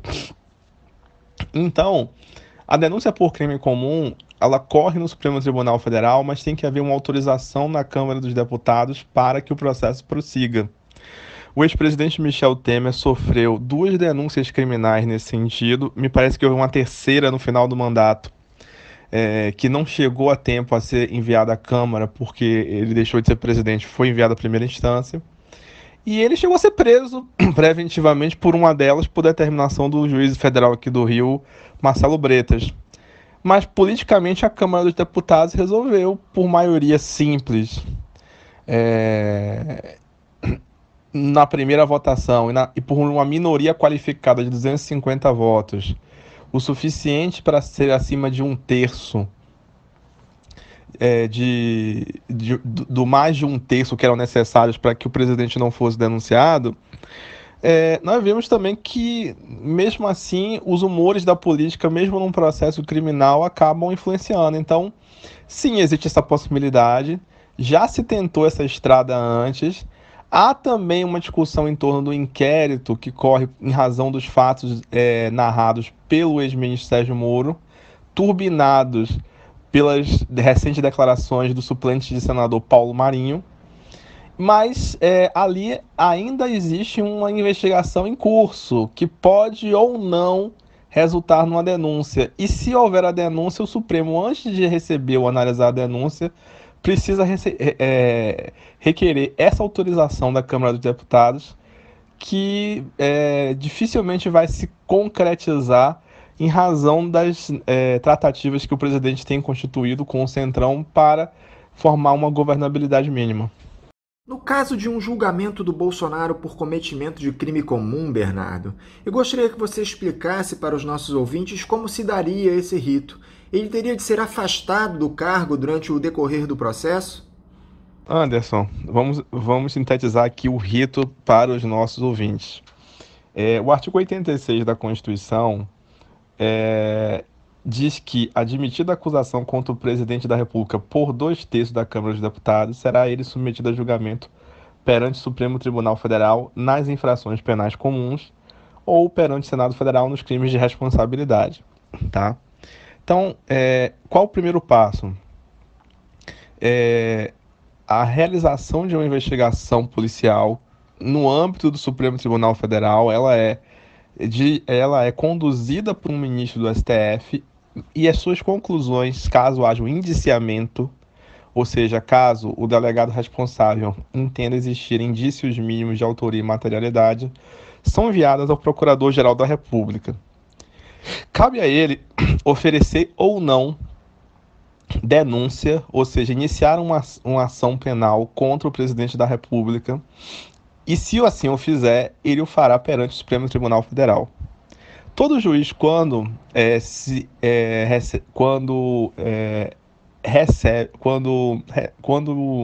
se vê diante de uma denúncia, quando chega ao seu gabinete uma denúncia criminal, ele deve decidir se recebe ou se não recebe, se recebe ou rejeita.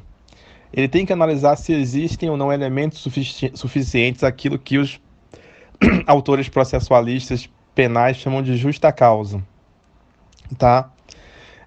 O Supremo não faz isso em relação ao presidente da República. Antes de fazer a análise se irá ou não receber a denúncia, ele envia à Câmara, foi o que nós vimos com o ex-presidente Michel Temer, para que ela autorize a instauração do processo penal contra o presidente da República, para que ela admita ou não a acusação. De uma certa forma, no processo criminal por crime comum contra o presidente, o recebimento da denúncia criminal ele é diferido em dois momentos. Esse político no parlamento, e em seguida há uma análise técnico-jurídica, que é o receber ou rejeitar a denúncia no âmbito do Supremo Tribunal Federal.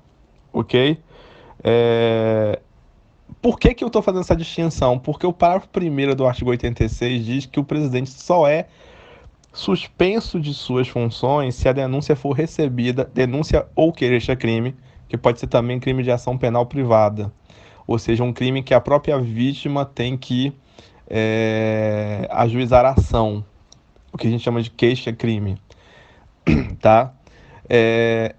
Nesse caso, só com o recebimento, com análise técnico-jurídica pelo Supremo Tribunal Federal é que o presidente é afastado. E esse afastamento na forma do parágrafo 2º dura até 180 dias. Então ele não é um afastamento definitivo, é um afastamento provisório, ok? Então o rito seria esse. E a destituição do cargo, no caso do presidente, viria somente com a sentença penal condenatória transitada em julgado, quando então ele estaria sujeito a eventual destituição, ok? Esse seria o rito em caso de processo por crime comum. Agora, Bernardo, se eu não me engano, nós já tratamos desse tema aqui no programa com você em outra entrevista. mas eu acho importante nós retomarmos, primeiro porque a audiência no rádio é rotativa, e depois porque esse é um momento de total excepcionalidade. O Jair Bolsonaro já é alvo de uma ação no Tribunal Penal Internacional por expor a vida dos cidadãos brasileiros a risco com iniciativas concretas que estimulam a proliferação do novo coronavírus. Esse processo na Corte Internacional pode ter repercussão legal aqui no Brasil. O Bolsonaro poderia ser afastado do cargo de presidente caso fosse condenado no Tribunal de Haia. Como se dá o andamento desses processos? Eles são resolvidos com agilidade? Anderson, a questão do processo de julgamento, eventual processo de julgamento, melhor dizendo, do presidente Jair Bolsonaro junto ao Tribunal Penal Internacional, ela é muito complexa, por vários motivos. Primeiro, o Tribunal Penal Internacional ele não é uma espécie de grau recursal do Supremo Tribunal Federal. Se o sujeito for absolvido, ou se o Supremo não julgar, se o Supremo absolver, ou se a Câmara não deixar abrir o inquérito, eu posso ir no TPI. Não é assim que funciona, tá? O Tribunal Penal Internacional é um tribunal supranacional que foi constituído para substituir os tribunais, os antigos tribunais de crimes de guerra, os tribunais ad hoc, ou seja, para julgar aqueles casos específicos. A gente conhece das aulas de história o Tribunal de Nuremberg, que julgou os crimes de guerra dos nazistas. Teve um tribunal equivalente em Tóquio. Mais recentemente, a gente teve um tribunal para julgar os crimes de guerra na antiga Iugoslávia e o tribunal para julgar os crimes de guerra relativos ao genocídio de Ruanda. As discussões avançaram no âmbito das Nações Unidas para que existisse não mais esse procedimento dos tribunais ad hoc, dos tribunais temporários, mas um único tribunal que julgasse todos os chamados crimes internacionais, fosse permanente e vinculado às Nações Unidas. Enquanto a Corte Internacional de Justiça julga os estados, o Tribunal Penal Internacional julga as pessoas, os indivíduos, ok? Independente de serem ou não autoridades públicas, tá? Esse tribunal tem jurisdição para julgar 4 tipos de crimes.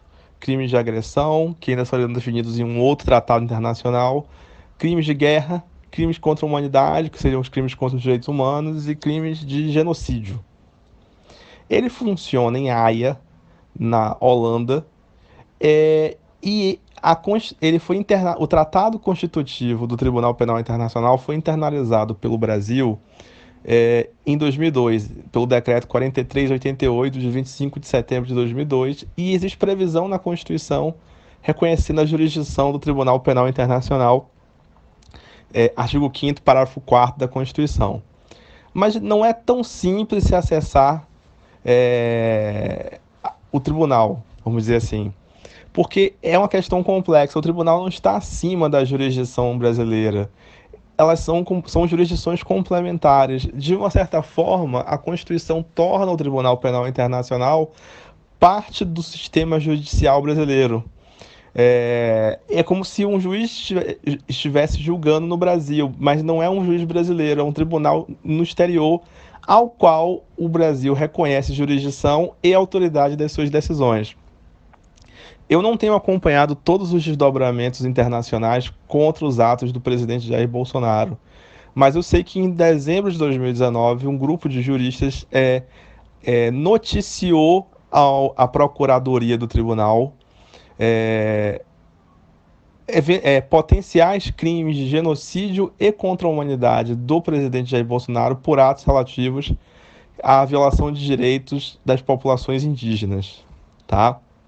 Foi muito na esteira do que aconteceu, das queimadas na Amazônia, enfim. Então, o que acontece? O Tribunal Penal Internacional, ele tem uma procuradoria que recebe e decide ou não instaurar um inquérito, ok? Ao contrário, não existe uma força policial vinculada ao TPI. Quem acaba fazendo ou lidando com esses procedimentos é a própria Procuradoria do Tribunal, tá? Só que ela tem que observar algumas questões dispostas no artigo 17 do Tratado de Roma, que é o Tratado Constitutivo do Tribunal Penal Internacional. O tribunal só pode processar o fato se ele já não estiver sendo objeto de processo, ok, em outro estado que tenha jurisdição sobre o mesmo fato. Ou seja, se o Bolsonaro estiver sendo processado, tiver investigação ou processo no Brasil sobre o mesmo fato, em tese o Tribunal Penal Internacional pode não admitir a abertura de inquérito de procedimento criminal em sua jurisdição, ok? A única forma de excluir isso é se demonstrar que o Estado que tem jurisdição, no caso o Brasil, não tem interesse em levar a cabo o inquérito ou se não tem a capacidade de fazê-lo, ok? Se, por outro lado, o Brasil decidiu arquivar o inquérito ou não oferecer denúncia ou ela foi rejeitada no órgão judicial competente no país, o Tribunal Penal Internacional só pode prosseguir criminalmente se ficar inequívoco que o Estado não teve vontade, não se esforçou para apurar o fato, para trazer a responsabilização penal ou demonstrar incapacidade de fazê-lo, tá? Então, a Procuradoria do Tribunal ela pode abrir um inquérito, mas ela tem que observar se o fato está sendo processado ou não na jurisdição de origem, no caso aqui no Brasil. E isso ocorre no âmbito do Ministério Público. É o próprio procurador que vai analisar os fatos. Se ele concluir que os fatos constituem crime punível nos termos do Tratado Constitutivo do Tribunal, ok? Ele, no caso, deve oferecer uma denúncia iniciando uma instrução, ok? Ele apresenta a acusação perante o tribunal. No inquérito, as questões são supervisionadas por um juiz do tribunal e depois, na fase instrutória, todas as questões são levadas ao conhecimento do Tribunal Pleno, tá? O Tribunal Penal Internacional pode emitir decisões no sentido de determinar a prisão de um sujeito, mas elas dependem da colaboração de outras jurisdições. Então, uma vez que a jurisdição esteja reconhecida do Tribunal Penal Internacional, se estiver reconhecida por outros países, outros estados, eles são obrigados a cumprir. Há uma questão também geopolítica de que o Tribunal Penal Internacional ele se insere numa disputa de poder, de equilíbrio geopolítico, tanto que os Estados Unidos não são signatários do tribunal, parece que a Rússia também não. E até hoje só foram condenadas pessoas, líderes africanos, presidentes de países africanos, por exemplo, do Sudão. Mas como eles nunca deixam a jurisdição, ou nunca vão a um local onde as ordens de prisão possam ser efetivamente cumpridas, o tribunal nunca prendeu ninguém até hoje. Ele tem muita atividade, mas ele tem muita limitação. Supondo que o tribunal aceitasse a denúncia contra Jair Bolsonaro, portanto, seja essa de dezembro de 2019 relativa a genocídio, crimes contra a humanidade, contra as populações indígenas, seja uma outra relativa ao coronavírus, há uma fase de inquérito no tribunal. Depois você tem que ver se é possível ou não a denúncia, porque o tribunal primeiro vai decidir se o fato é admissível ou não a apuração no âmbito do Tribunal Penal Internacional. Depois ele vai decidir se constitui ou não crime previsto no tratado. Vai ter a instrução com direito à defesa, e só então existe uma condenação pelo pleno do tribunal, pela composição colegiada, ok? Aí, com tudo isso, a ordem de prisão é expedida. Em tese, as autoridades brasileiras são obrigadas a cumprir, ok? Mas isso depende também da colaboração do Supremo Tribunal Federal, da Procuradoria-Geral da República no Brasil, de outras instituições. Então é muito complexo e, sendo muito sincero, muito improvável que venha uma condenação a Jair Bolsonaro do Tribunal Penal Internacional. É mais improvável ainda que ele seja preso por isso, até porque na fila tem muito mais gente na frente para ser presa antes dele. Bernardo, surgiram no último final de semana aquelas denúncias do empresário Paulo Marinho em entrevista ao jornal Folha de São Paulo de que a Polícia Federal teria postergado aquela Operação Furna da Onça que investigou o escândalo das rachadinhas em gabinetes da Alerj, entre eles do então deputado estadual Flávio Bolsonaro, justamente para não prejudicar a campanha presidencial de Jair Bolsonaro. As diligências dos policiais deveriam acontecer entre o primeiro e o segundo turno das eleições de 2018, mas foram deixadas para depois do pleito. Essa informação foi supostamente repassada por um policial federal para o próprio Flávio Bolsonaro, que contou para o Paulo Marinho. O próprio empresário disse ter provas desse vazamento para o filho do presidente. Isso, se comprovado, é muito grave, Bernardo, porque demonstra, no meu entendimento, uma ação deliberada de um órgão de Estado para favorecer um candidato em uma disputa eleitoral. Isso não poderia provocar a cassação da chapa Bolsonaro-Mourão pelo Tribunal Superior Eleitoral, Bernardo? Anderson, essa questão da cassação da chapa é muito complexa e delicada. De fato, as questões colocadas pelo suplente de senador Paulo Marinho, ele é suplente do senador Flávio Bolsonaro, ok? São muito graves e devem ser apuradas. Minimamente há crimes cometidos ali, se aqueles fatos forem comprovados, por policiais federais no Rio de Janeiro. Advocacia administrativa, prevaricação e outras coisas que podem surgir no processo. Não sabemos se a família Bolsonaro tinha uma atuação positiva de articular esse tipo de retardamento de investigação, se eles eram os mandantes, ou se eles são beneficiários da ação de terceiros e ainda assim isso constituiria abuso de poder político.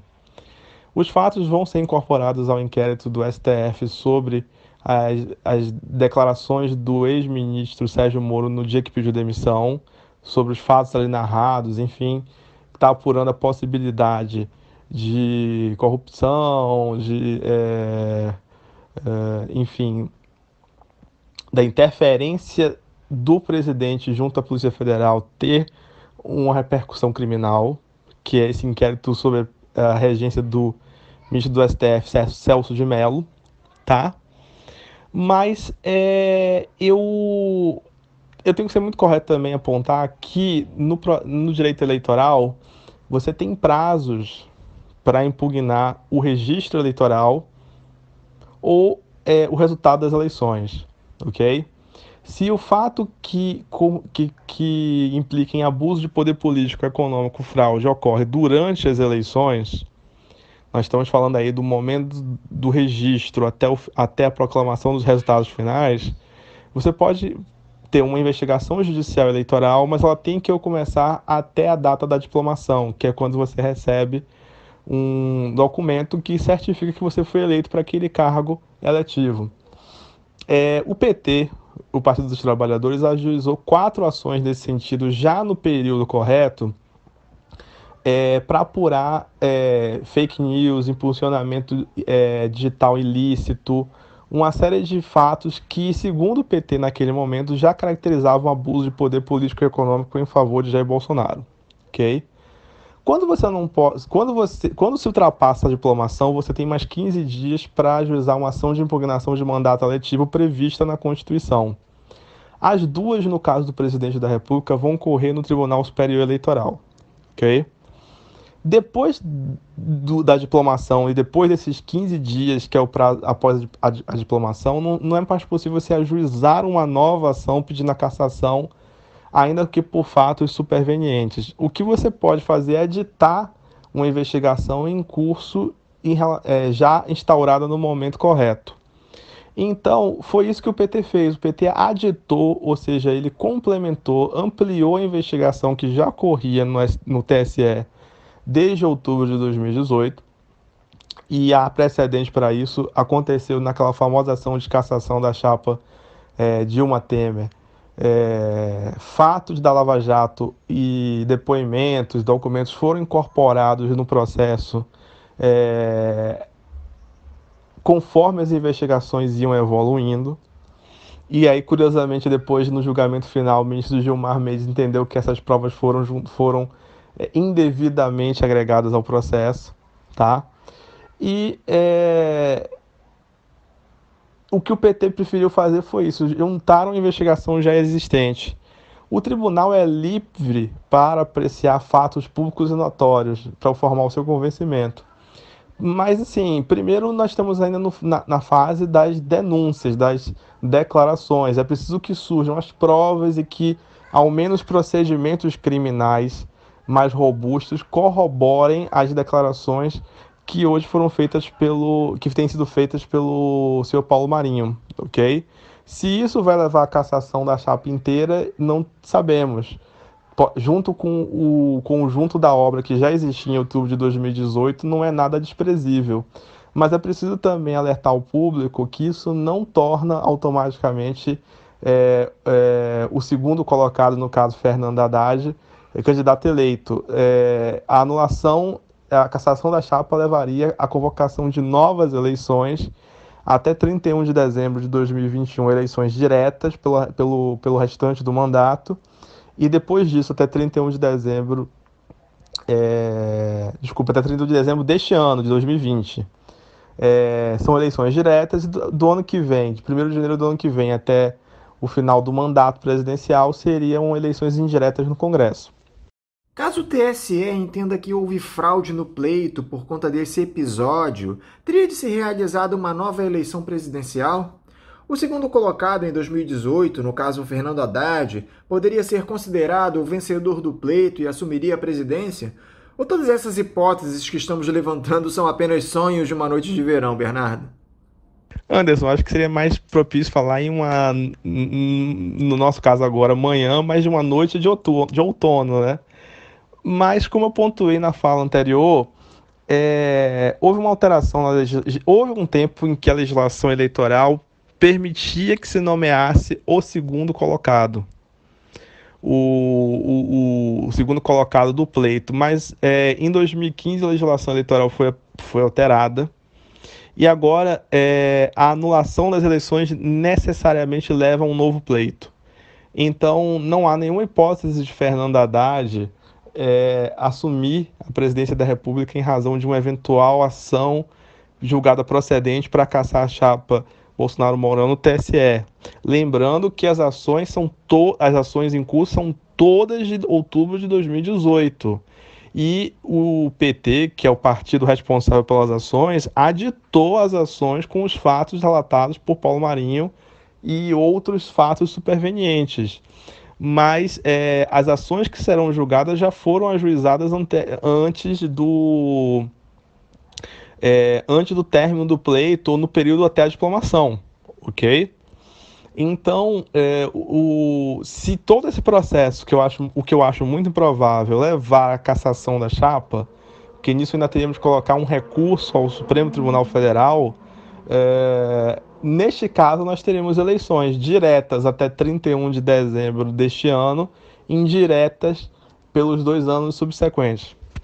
Agora, Bernardo, uma coisa são todas essas denúncias que estão colocadas. Outra muito diferente é o interesse das instituições em levar à frente as investigações com seriedade para apurar tais denúncias. Você vê disposição do judiciário brasileiro em apurar todos esses fatos e fazer um julgamento justo? Anderson, é difícil prever, porque os fatos narrados por Sérgio Moro foram objeto de um inquérito aberto no mesmo dia e que em menos de um mês já andou muito mais do que, por exemplo, os inquéritos contra o ex-presidente Michel Temer andaram, sei lá, em um ano ou em um período até maior de tempo, só para ficar num exemplo muito conhecido, ok? Mas há uma certa celeridade, em geral, o Supremo Tribunal Federal tem sido diligente, ainda que nesse momento tenha preferido arquivar todos os procedimentos que foram apresentados junto ao tribunal. Há um papel aí também que não é do judiciário propriamente, mas da Procuradoria-Geral da República. E nesse caso a gente tem um Procurador-Geral da República alinhado e aliado até o presente momento com o presidente Jair Bolsonaro. O Tribunal Superior Eleitoral levou a questão da cassação de Dilma Temer até o fim. Veja que ocorreu o impeachment e o julgamento no TSE ocorreu mais de um ano depois. Mas nós estamos falando de uma ação que foi ajuizada logo no final de 2014. Então, 2 anos, ações dessa complexidade, com a oitiva, produção de prova, alegações, elas não vão tomar no TSE, e ainda mais num TSE sob o regime de plantão extraordinário por conta da pandemia de Covid-19, vão levar algum tempo. Nós estamos falando aí de pelo menos 2 anos. Já tem 1 ano e meio de tramitação e chegaram fatos novos que vão ter que ser apreciados pelo tribunal. Vamos aguardar e ter confiança nas instituições, é o que podemos fazer nesse momento. Bernardo, e essa medida provisória editada pelo presidente para livrar de punição agentes públicos que cometeram ilícitos durante esse período da pandemia? A MP 966, que já está valendo, restringe a responsabilização de servidores que seriam punidos apenas se agissem ou se omitissem com dolo ou erro grosseiro.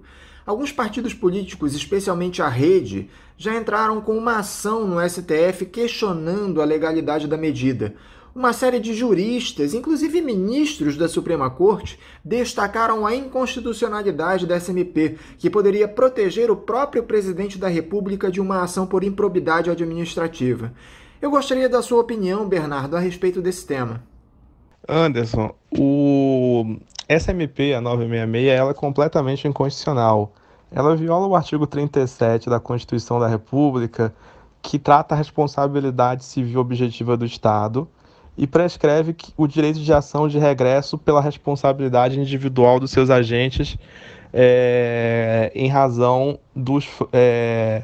de dolo ou culpa. Ou seja, o Estado sempre assume a responsabilidade por atos que causem dano a terceiros se houver uma relação de causalidade. E ele pode depois processar os seus agentes. A Constituição fala claramente em dolo. Dolo é intenção e culpa é quando você não adota as cautelas devidas, quando você é imprudente, negligente ou imperito. Então, a ação, a MP 966, na verdade, ela funciona como uma imunidade prévia, ao falar em erro grosseiro e esvaziar esse preceito. A Constituição, quando trata da improbidade administrativa, em que pese o presidente não responder propriamente por improbidade, mas sim por crime de responsabilidade, ela também não trata em erro grosseiro, e isso seria esvaziar completamente o conteúdo previsto na Constituição para improbidade administrativa. Portanto, aqui não há dúvida nem complexidade, existe a inconstitucionalidade manifesta, e acredito que o Supremo Tribunal Federal, como já provocado por esse assunto, deve se manifestar em breve nesse sentido. Temos também esse inquérito sobre as denúncias do Sérgio Moro de uma suposta tentativa de interferência do presidente na Polícia Federal, em especial na Superintendência do Rio de Janeiro. O vídeo da tal reunião é revelador, pelo que dizem interlocutores e pela transcrição que a Advocacia Geral da União disponibilizou. O Bolsonaro tentou claramente coagir o ex-ministro da Justiça e Segurança Pública para proteger seus filhos e amigos. Os próprios depoimentos, as versões contraditórias dadas pelo presidente e pelos ministros palacianos que prestaram depoimento aos investigadores mostram que o presidente tem culpa no cartório. O ministro do Supremo, Celso de Mello, já assistiu ao vídeo na última segunda-feira e deve deliberar em breve a respeito de sua divulgação na íntegra. É evidente que a possibilidade de um processamento de Bolsonaro no Congresso só se daria caso a Procuradoria-Geral da República aceitasse a denúncia. E aí entra o procurador Augusto Aras, que tem se mostrado aliado ao presidente. Ele seria uma versão atualizada daquele clássico engavetador-geral da República, Bernardo. Qual é a sua avaliação para esse processo? Anderson, estamos todos aguardando a decisão do ministro Celso de Mello. A AGU, em defesa do presidente, até funcionando, para quem falava tão mal do José Eduardo Cardoso, tem que rever seus conceitos sobre a atual AGU, já antes, no período do ministro André Mendonça, que tem cumprido praticamente uma tarefa de defesa pessoal do presidente de forma incansável e incontestável. Mas, sendo bem claro, eu acho que o vídeo tem que ser divulgado na íntegra. Por quê? Primeiro, você fez uma perícia para saber da integridade do vídeo, ok? A AGU mostrou já ter acessado o vídeo na íntegra muito antes dele ter sido entregue no gabinete do ministro Celso de Mello, porque já disponibilizou transcrições. Então, todos os interessados assistindo o vídeo, isso, em alguma medida, qual é o procedimento clássico que a gente tem? quando a gente faz uma transcrição de interceptação telefônica. Todas as partes envolvidas, acusação, defesa, Ministério Público, assistem o vídeo inteiro e você, depois de transcrito e degravado o que interessa, as partes que são especificamente privadas ou relativas à intimidade da pessoa, elas são descartadas depois de ser consignado pelo juízo. Então, o exemplo, eu estou fazendo interceptação telefônica de uma organização criminosa e o sujeito que é casado tem uma amante, mas isso não tem nenhum fato com a questão do crime, ele liga para a amante. Essa parte do trecho não pode vir à tona. Na liberação dos... Além de ser um vazamento ilegal, ou uma divulgação ilegal dos áudios do ex-presidente Lula com a ex-presidente Dilma em 2016, além de ter sido questionável a divulgação, ainda foi questionável a divulgação integral, porque tinha ali áudios, por exemplo, de conversas com filhos, com correligionários, até nisso que surge o tal áudio de Eduardo Paz e a história de Maricá. Então, a única forma de resguardar o interesse público é a divulgação integral. É uma situação diferente. Embora Dilma fosse uma autoridade pública e Lula fosse investigado, conversas com terceiros particulares não deveriam ter sido divulgadas, ok? Aqui eu estou falando de uma reunião ministerial, de um ato de Estado, e personalidades públicas, oficiais de governo, têm uma restrição maior à sua intimidade, à sua privacidade. Todos sabiam que a reunião estava sendo gravada. E ela é gravada justamente para fins de publicidade, fiscalização e controle. Então, se falaram mal da China, cada um vai ter que... Se criticar um político A ou B, vão ter que assumir esse ônus. Agora, não é possível você ter uma divulgação estritamente parcial do áudio, porque nessa altura, com a AGU sabendo e tendo acesso, isso cria um desequilíbrio, tanto para a defesa do ex-ministro Sérgio Moro, quanto para a apuração independente da Procuradoria-Geral da República e para o conhecimento público. E quanto ao Procurador-Geral da República, já comentei, ele tem se mostrado estritamente e totalmente alinhado com o presidente Jair Bolsonaro, e a nomeação dele fora da lista tríplice infelizmente, se provou justamente dirigida para produzir esse tipo de alinhamento. Então, nossa expectativa agora é aguardar e esperar que o ministro Celso de Mello privilegie o interesse público, privilegie a transparência, o princípio republicano, e que divulgue o vídeo, né? O vídeo e a transcrição da reunião na íntegra. Bernardo Campinho, muito obrigado por mais uma vez conversar conosco aqui no Faixa Livre. Eu desejo a você um bom dia de trabalho e um forte abraço. Anderson, muito obrigado pelo convite. Foi um prazer mais uma vez comparecer ao programa, participar. Um abraço forte para o Paulo, Cid, mais uma vez para a Celeste, que sempre intermedia os contatos. E muito obrigado por mais uma manhã de debate, de discussão, de aprofundamento. Espero que os ouvintes tenham gostado e até uma próxima oportunidade. Conversamos aqui com Bernardo Campinho. Ele é advogado constitucionalista e professor de Direito Público da Universidade Federal Rural do Rio de Janeiro. E vamos encerrando a edição de hoje do Faixa Livre, convidando a vocês para amanhã, a partir das 8 da manhã, estarem novamente conosco para mais uma edição do programa. Um abraço a todos e até amanhã.